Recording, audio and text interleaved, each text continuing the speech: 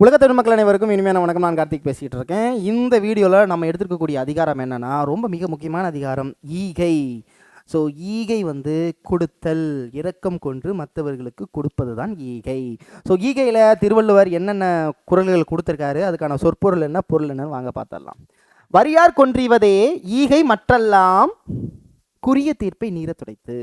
அதாவது என்ன அர்த்தம் அப்படின்னா, இல்லாதவங்களுக்கு கொடுக்கறது தான் ஈகை. மற்றதெல்லாம் ஏதாவது எதிர்பார்த்து கொடுக்கறது தான். நீங்கள் போயிட்டு கல்யாணத்தில் போயிட்டு மொய் வைக்கிறதெல்லாம் ஏதாவது எதிர்பார்த்து தான் கொடுக்குறது. அடுத்தவன் மொய் வைக்கலைன்னா அவன்கிட்ட மூஞ்சி தூக்குவான். அப்போ இல்லாதவங்களுக்கு செய்கிறது தான் ஈகை. மற்றதெல்லாம் என்னது? குறிய தீர்ப்பை, ஏதாவது ஒன்று குறி வச்சு குறிய தீர்ப்பை நீர துடைத்து. வரியார் இல்லாதவர் வரியாதற்கொன்று ஈவதே, கொடுப்பதே ஈகை, மற்றதெல்லாம் குறிய தீர்ப்பை நீர துடைத்து. வரியாருக்கு, பொருள் இல்லாதற்கு ஈகை கொடை, குறிய தீர்ப்பை பயனை எதிர்பார்த்து கொடுப்பது. சரிதானே? சரிதான். நல்லாறு எனினும் கொழல் தீது. நல்லது தான் நினைச்சாலும் கொழல் தீதான், வாங்கிறது வேணாமா. நல்லதாவே நினைத்தாலும் கொழல் தீது. ஸோ நல்லாறு எனினும் கொழல் தீது, மேலுலகம் இல்லெனினும் ஈதலை நன்று. ஒன்றும் இல்லை, வாங்கிறது நல்லதாக இருந்தாலும் வாங்கிறத விட கொடுக்கறது தான் சிறப்புங்கிறார். இதுதான் மேட்டர். ஸோ பிறரிடம் பொருள் பெற்றுக்கொள்வது நல்ல நெறி என்றாலும் கொழல் என்பது தீமையானது. மேலுலகம் இல்லை என்றாலும் பிறருக்கு கொடுப்பதே சிறந்தது. கொடுக்கறதெல்லாம் நம்ம சொர்க்கத்துக்கு போவோம் அப்படின்னு, சொர்க்கம்னு ஒன்று இல்லைனாலும் மேலுலகம் ஒன்று இல்லைனா கூட ஈகை பண்பு தான் சிறந்தது. அதான் அதில் சொல்லியிருக்கிறாங்க. சரிங்களா? இளன் என்னும் எவ்வம் உரையாமை ஈதல் குலனுடையான் கண்ணேயுல. இளன் என்னும், என்கிட்ட எதுவுமே இல்லை, இல்லாதவர். இளனெனும் எவ்வம், இல்லாதவர். இளனெனும்னா, இளன்னா ஏழை. இளனென்னும் நான் ஒரு ஏழை சார். இளனென்னும் நான் ஏழை என்றும் எவ்வம், இதில் எவ்வம்னா துன்பம். துன்பம் கொண்ட ஏழை உரையாமை, உறக்கிறதுக்கு முன்னாடியே, சொல்றதுக்கு முன்னாடியே. ஸோ இளனென்னும் எவ்வம் உரையாமை ஈதல் குலனுடையான் கண்ணேயுல. தாங்கிட்ட ஒருத்தன் தான் ஏழை, எனக்கு ஒன்றும் சோறு வாங்கி கொடுங்கன்னு சொல்றதுக்கு முன்னாடியே அதை பார்த்த உடனே நம்மளா போய் ஒருத்தன் செய்கிறான் பார்த்தீங்களா, அவன் தான் உயர்ந்த குடியில் பிறந்தவன், திருவள்ளுவர் சொல்றார். அப்ப இளனென்னும் ஏழை என்னும் நான் எவ்வம், என்னோட துன்பம் இருக்கக்கூடிய ஏழை சொல்றதுக்கு முன்னாடி உரையாமை ஈதல் அப்படிங்கிற குலனுடையான் கண்ணேயுல. ஒருவன் நான் யாதும் இல்லாதவன் என்று தன் துன்பத்தை சொல்லும் முன்பாகவே அவனுக்கு உதவும் தன்மை உயர்ந்த கூடி பிறப்பினாளுக்கு உண்டு. பாயிண்ட் புரியுதா? புரியலையா? சரி, அடுத்து இன்னாது இறக்கப்படுதல் இறந்தவர் இன்முகம் காணும் அளவு. நமக்கு ஒருத்தங்க உதவி செய்கிறோம், அவங்க அந்த அந்த பொருளை வாங்கிட்டோ இல்லை சாப்பிட்டுட்டோ இன்முகத்தில் இருந்தால் மட்டும்தான் நம்மளுக்கு சந்தோஷம். அந்த இன்முகம் காண வரைக்கும் நம்ம இறக்கப்படுறது கூட ஒரு துன்பங்கிறார். நான் சொல்கிறேன், நல்லா பாயிண்ட்டை புரிஞ்சுக்கோங்க. இறக்கப்படுதல் கூட துன்பமா? எப்போ வரைக்கும் துன்பம்?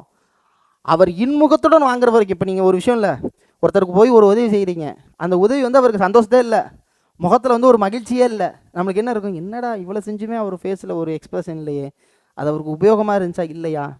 அப்போ அவர் இன்முகத்துடன் வரும் வரைக்கும் நமக்கு சந்தோஷம் கிடையாது. அப்போ இன்முகம் வர வரைக்குமே நமக்கு அந்த இறக்கப்படுதல் கூட துன்பமா?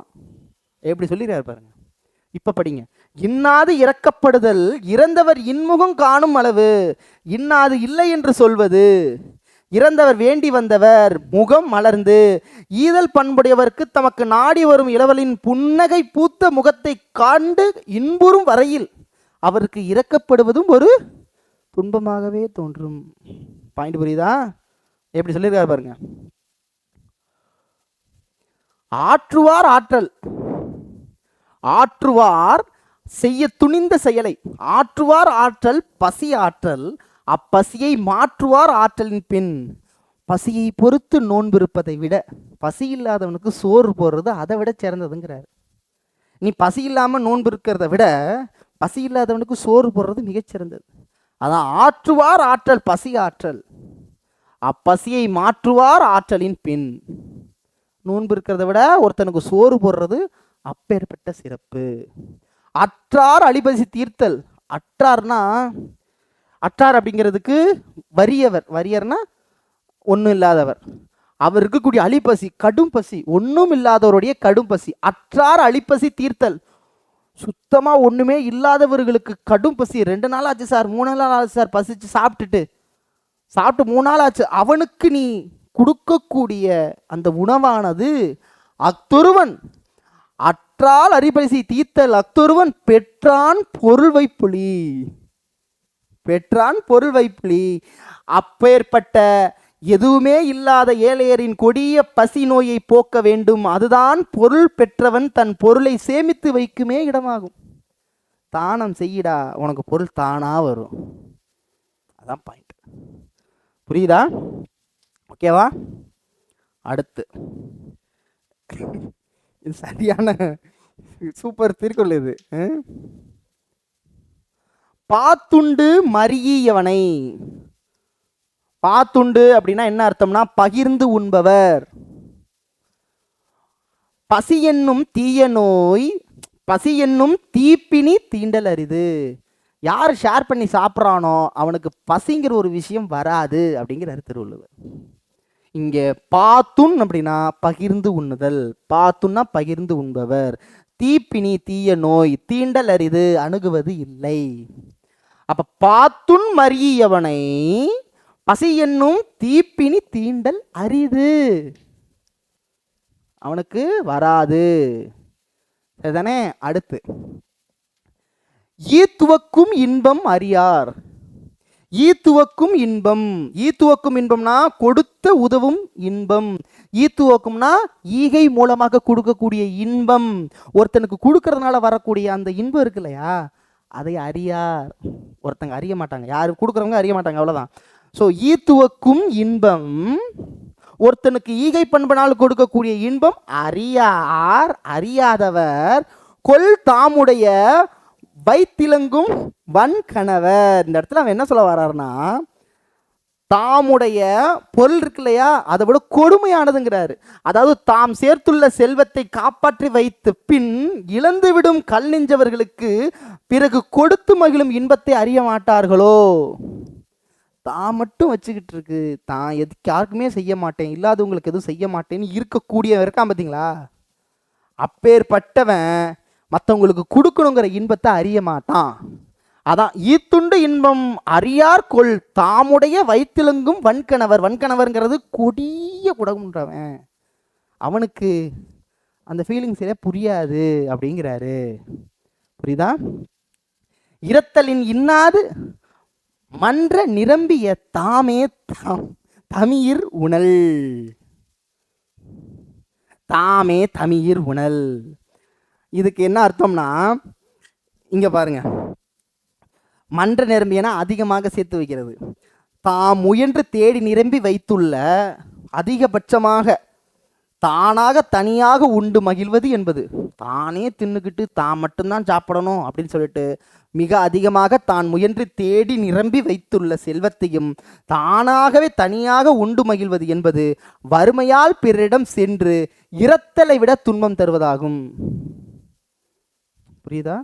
வறுமையால சாகிறத விட கொடுமையானதுங்கிறார். அதான் இரத்தலின் இன்னாது, இரத்தலை விட கொடுமையானது. மன்ற நிரம்பிய, மிக நிரம்பிய, மன்ற நிரம்பினா ரொம்ப அதிகபட்சமான, தாமே தமையர் உணல், தானாக திங்கிறவன். சாப்பிட்றதுங்கிறது எல்லாமே வந்துடும், அவனு விற்கிறது திங்கிறது எல்லாமே வந்துடும். சரிங்களா?